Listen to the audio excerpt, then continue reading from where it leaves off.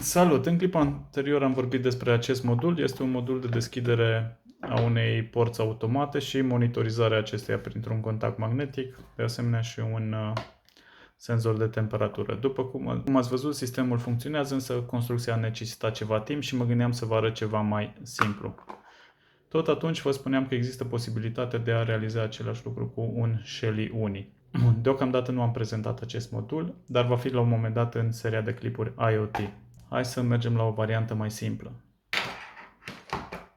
Bun, aceasta este varianta mai simplu de realizat, zic eu, în aceeași carcasă. Deci, un alimentator de 12V și un Shelly Uni. Cam asta e.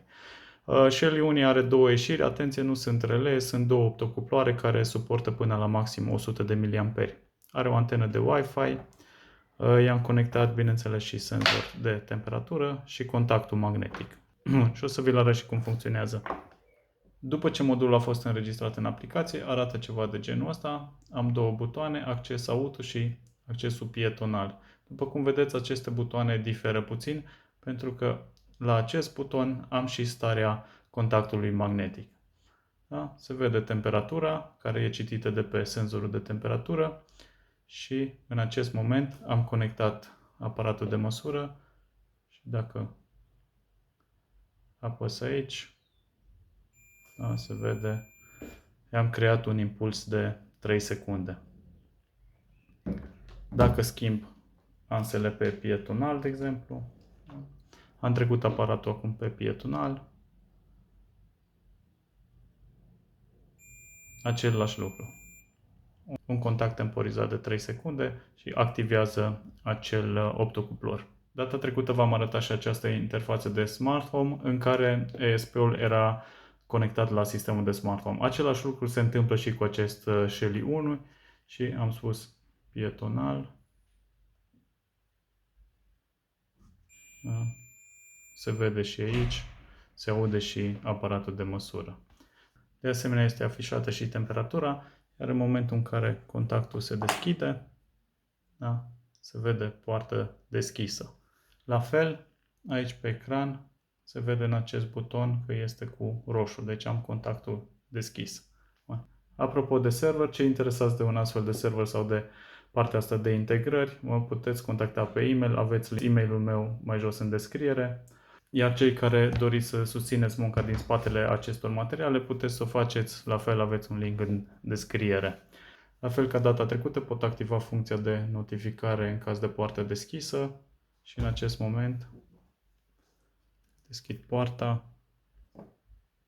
Da, se vede aici poartă deschisă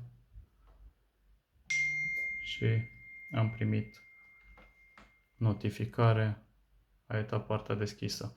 Acest lucru îl fac prin serverul de Smart Home. Acest lucru îl fac prin intermediul serverului de Smart Home. În schimb, am încercat să-l fac și din aplicația Shelly prin anumite scenarii. Mi s-a părut destul de complicat, în schimb, dacă aveți voi o idee, vă rog să-mi transmiteți și mie. Și am să vă explic ce am făcut. După mai multe încercări am ajuns la următoarea configurare. Am aici două scene.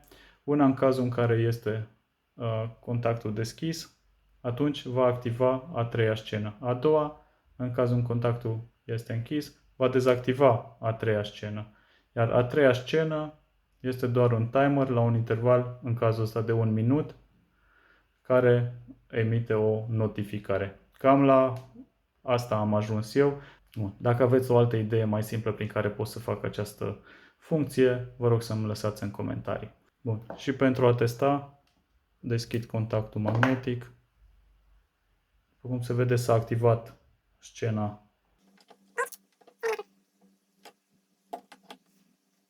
În mod normal ar trebui după 1 minut sau la fiecare minut să execute un astfel. Pac, a venit mesajul. Cred că primul l-am dat cu delay de 10 secunde sau așa ceva, mai sinus trigger. Și acum, la un interval de 1 minut, ar trebui să dea acest mesaj până când închid contactul. Și pentru asta să verificăm aici, da? Deci scena deschis este activă. În momentul în care închid contactul, ar trebui să dezactiveze acest s-a dezactivat, da? Acest timer. Deci cam așa am reușit eu să implementez aceeași funcție pe care în serverul de SmartHome am făcut-o în 2 pași foarte simplu. Cum ziceam, acest echipament o să vă îl prezint într-un material separat, în schimb, pe repede înainte, astea sunt conexiunile, VCC senzor, data senzor și GND senzor, sunt conexiunile pentru acest senzor, iar partea asta de contact magnetic este pe intrarea 2, da? Și se triggerează cu plus. La partea de setări Shelly nu aveți mare lucru de făcut. Accesul auto este setat ca switch. La partea de pietonal, unde este legat și contactul magnetic, am ales varianta detach switch, adică acționarea butonului nu duce automat la acționarea releului. Cam astea sunt setările de care aveți nevoie. După ce modulul este înrolat în cloud, poarta poate fi acționată din aplicație de oriunde. O mică atenționare legată de acest alimentator. Acest modul l-am folosit în mai mult timp la poartă. Între timp n-a mai funcționat corect și l-am înlocuit cu 2 astfel de module și acum intenționez să-l instalez din nou. Problema lui era câteodată era înregistrat, câteodată nu. În momentul în care am refăcut aceste circuite, mi-am dat seama că pinii acestui alimentator nu sunt foarte bine lipiți în interior, în placă, și i-am relipit. Sper să funcționeze de acum încolo, o să vă mai țin la curent. Mare atenție la aceste contacte, ele suportă până la 100 de mA. Dacă poarta voastră pentru contacte necesită un curent mai mare, atunci luați în considerare să instalați 2 relee.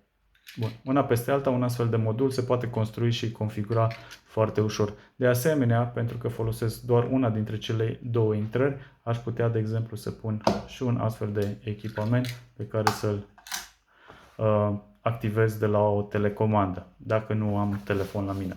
În cazul ușilor de garaj, mai ales cele care au și intrare în casă, nu vă recomand un sistem cu telecomandă. Având acces la acest modul de oriunde, împreună cu un sistem de supraveghere video, ați putea, de exemplu, să deschideți poarta și să lăsați curierul să intre să vă lase pachetul, chiar dacă nu sunteți acasă. Bun, probabil majoritatea cunoașteți toate aceste aspecte pe care le-am discutat în acest material. În schimb, s-ar putea să fie câțiva care nu le știu și sper să le fie util. Mulțumesc pentru vizionare, dacă v-a plăcut nu uitați de share, like și subscribe. Vă salut!